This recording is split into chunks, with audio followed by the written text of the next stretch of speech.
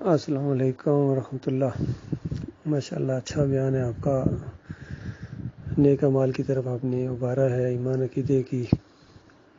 اہمیت کو واضح کیا ہے، اور یہ کہ کسی ٹائم بھی موت آ سکتی ہے، آخر مرنا۔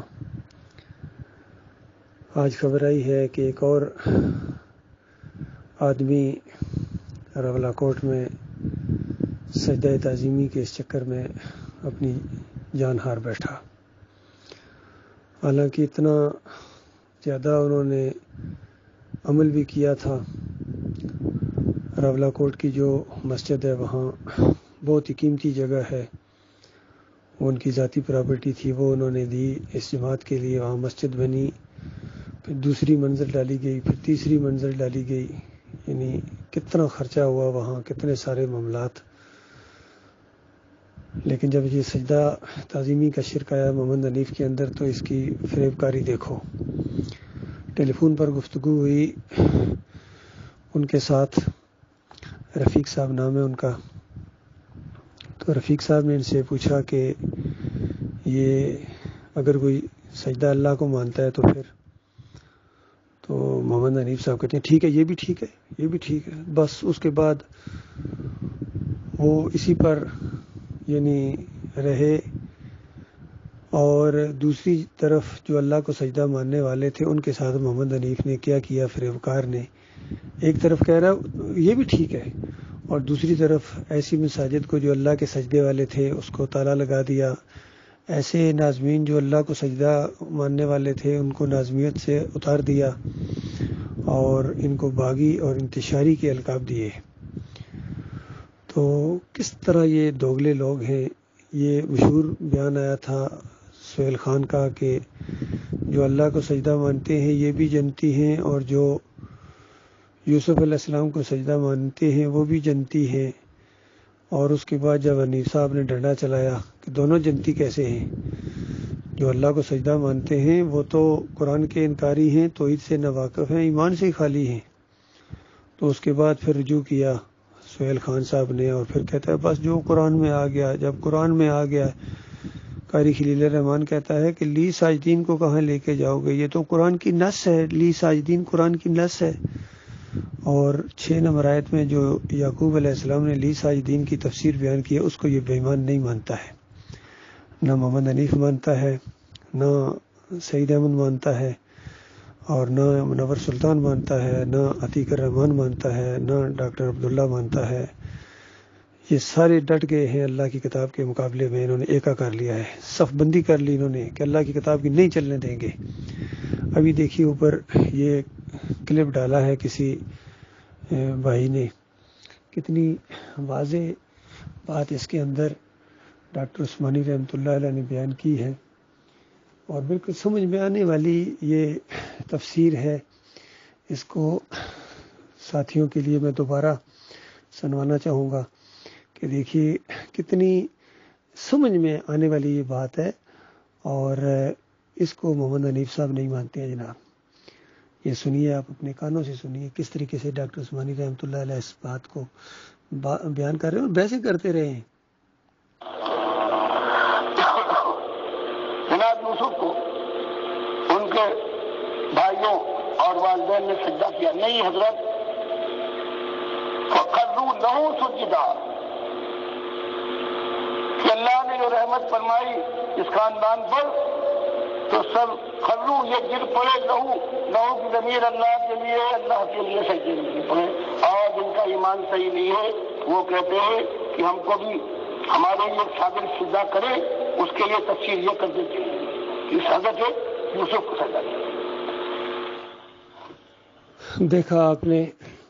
یہ ہوتا ہے عالم دین، پوری اپنی زندگی کا نچوڑ، علم کا نچوڑ اور صحیح مومنانہ تفسیر کر رہے ہیں، اور فتویٰ بھی لگا رہے ہیں کہ جن کا ایمان صحیح نہیں ہوتا ہے، ایمان صحیح نہیں ہوتا ہے، اس وجہ سے یہ تفسیر کرتے ہیں کہ یوسف علیہ السلام کو سجدہ ہوا۔ اور وجہ بتائی کہ وجہ یہ ہے کہ اپنے شاگردوں سے گویا اپنے آپ کو سجدے کروانا چاہتے ہیں، پجوانا چاہتے ہیں۔ تو ظاہری بات ہے جب پجوانا چاہتے ہیں تب اس طرح کا انہوں نے ایک جو انوکھا یہ فلسفہ دیا کہ نیک آدمی چونکہ بہت وہ نیک ہوتا ہے، اللہ کا پیارا ہوتا ہے اور اللہ کا محبوب ہوتا ہے، محبوب سبحانی ہوتا ہے، تو اس کے سامنے اگر سجدہ کر لیا جائے احتراماً تعظیم کے طور پر، تو یہ کوئی ایسی بات نہیں ہے، یہ اللہ ہی کو سجدہ ہے۔ تو اس انداز سے انہوں نے یہ تفسیر کی۔ تو بہرحال ان کی اپنی قسمت ہے بھائی، اسی شرک کے اوپر لوگ مرتے جا رہے ہیں۔ خود ان کی محمد حنیف کی اپنی بیوی اسی شرک کے اوپر مر گئی، اور ان کے ایک بیٹے تحسین خالد نے امریکہ سے جب ٹیلی فون کیا اور وہ اللہ کے سجدے کا شروع میں قائل تھا، تو حنیف صاحب بجائے اس کے دلائل سے بات کرتے فون پٹک دیا نیچے اور بے ہوش ہو گئے۔ پھر ان کو اٹھا کے ہسپتال لے جانا پڑا، اور پھر ماں نے بیٹے پر زور دیا کہ باپ کو مارنا چاہتے ہو، مان لو باپ کی بات کو۔ تو پھر اس نے بھی اپنا رخ کیا اور سجدہ تعظیمی کے شرک میں وہ بھی آ گیا۔ اور کتنے لوگوں کو، بڑے بڑے مجاہدوں کو، بڑے بڑے کمانڈو انداز اختیار کرنے والے، دعوت اللہ کرنے والے اسی سجدہ تعظیم میں مر گئے۔ تو یہ سارا بوجھ محمد حنیف کے اوپر آئے گا سارا۔ اس کے بعد جماعت کو ٹکڑے ٹکڑے کر دیا اس نے، اور بالکل انتشار پیدا ہو گیا جماعت کے اندر۔ خود بہت بڑا انتشاری ہے، فسادی ہے، لیکن دوسروں کو کہتا ہے۔ یہ بہت بڑی بدبختی ہے ان لوگوں کی، اور بہرحال ہم ان کو سمجھا رہے ہیں، سمجھ جائیں گے تو اپنا بھلا کریں گے، نہیں مانیں گے تو اللہ تعالیٰ پھر جہنم کو موقع دے گا، جہاں لاکھوں کروڑوں خربوں پہلے جا چکے ہیں اور بھی جاتے رہیں گے، تو اس میں کوئی کمی واقعہ نہیں ہو جائے گی۔ بہرحال ان کی بدبختی ضرور ہے کہ انہوں نے اپنی تفسیر دعوت القرآن کے اندر یہ شرک لکھ دیا، سورہ یوسف کی 100 نمبر آیت کی تشریح کرتے ہوئے کہ سارا خاندان یوسف علیہ السلام کے سامنے سجدہ ریز ہو گیا۔ تو یہ اب تفسیر مشرکین کی تفسیر کی طرح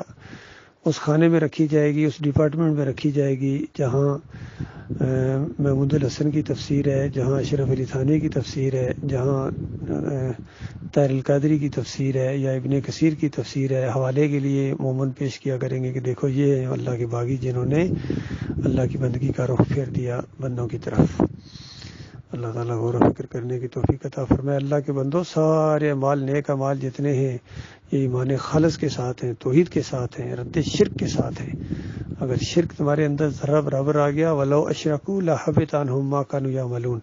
سورہ الانعام کے اندر 18 نبیوں کے پہلے اعمال گنوائے مالک نے کہ بڑے مضبوط لوگ تھے، علم والے تھے اور عمل والے تھے، لیکن شرک کا معاملہ سن لو، اگر یہ شرک کرتے، میرے علاوہ کسی اور کو سجدہ کرتے، کسی اور کو رکوع کرتے، کسی اور کی پکار لگاتے، کسی اور کا واسطہ وسیلہ یا کوئی اور معاملہ کرتے، لحبط، بالکل میں ان کو غبار کی طرح اڑا دیتا، ان کے اعمال برباد کر دیتے۔ اور سورہ زمر کے آخر میں فرمایا سارے انبیاء کو یہی بات بتائی گئی، اور آپ آخری ہیں محمد صلی اللہ علیہ وسلم، سن لیجئے، کسی میں اس میں استثناء نہیں ہے۔ لئن اشرکتا، اگر تو نے بھی شرک کیا، لیحبطن عملک، تیرا عمل بھی ضائع ہو جائے گا، ولتکونن من الخاسرین، ضرور بالضرور، یہ بہت زور دینے والے سیغے اور الفاظ استعمال کیے اللہ تعالیٰ نے کہ ضرور بالضرور تم خسارہ پانے والوں میں شامل ہو جاؤ گے۔ اسی لیے نبی علیہ السلام نے فرمایا تھا کہ اگر سجدہ اللہ کے علاوہ کسی اور کو ہوتا تو میں خواتین کو کہتا کہ اپنے خاندوں کو کریں، یعنی اس میں نفی بھی کر دی، نہیں ہے سجدہ اللہ کے علاوہ کسی کو ہے ہی نہیں ہے، کسی شریعت میں یہ نہیں رہا ہے۔ اور پھر خاوند کی عزت اور احترام اور اس کے حقوق بھی واضح کر دیے کہ چونکہ یہ گھرانہ ہوتا ہے، فرما بردار بیویاں اپنے خاوند کی فرما بردار ہوتی ہیں، اور اس طرح گھرانہ بنتا ہے، پھر قوم بنتی ہے۔ تو یہ معاملہ ہے اللہ کے بندو۔ اور پھر اللہ تعالیٰ نے اختلاف کی صورت میں حل بتایا کہ دیکھو، اطیعوا اللہ و اطیعوا الرسول و اولی الامر منکم فإن تنازعتم فی شیء فردوہ الی اللہ والرسول، کہ اللہ کی اطاعت کرو اور رسول کی اطاعت کرو، اطاعت کرنا ہی تمہارے لیے صحیح ہے، اور یہ بندگی کا ایک انداز ہے۔ اور اگر کبھی اختلاف ہو جائے کسی معاملے میں،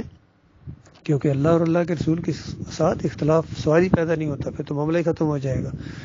لیکن جو تمہارے عمراء ہیں ان کے ساتھ اگر اختلاف ہو سکتا ہے، کیونکہ یہ غیر نبی ہیں، انسان ہیں، تمہاری طرح کے انسان ہیں، ان کے ساتھ وہی نہیں ہے،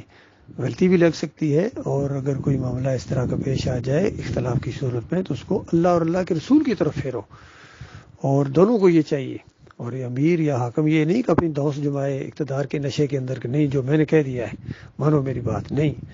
اور دوسرا بھی کہہ سکتا ہے کہ نہیں بھائی آپ کی یہ بات بالکل غلط ہے، قرآن حدیث کے خلاف ہے، قرآن میں تو یہ ہے، حدیث میں تو یہ ہے، اس طرح اللہ اور اللہ کے رسول کی طرف پھیر دو۔ 7 سال ہو گئے ہم اس بندے کو کہہ رہے ہیں آؤ اللہ اور اللہ کے رسول کی طرف اس بات کو پھیرو، نہیں آ رہا ہے، بس اعلان کر دیا جی ان کے ساتھ کوئی بات نہیں کرنی ہے، ان کی کوئی بات نہیں سننی ہے۔ تو بہرحال ایک دن اللہ کے سامنے جانا، وہاں سارے انبیاء بھی وہیں ہوں گے، یوسف علیہ السلام بھی وہیں ہوں گے، یعقوب علیہ السلام بھی وہیں ہوں گے،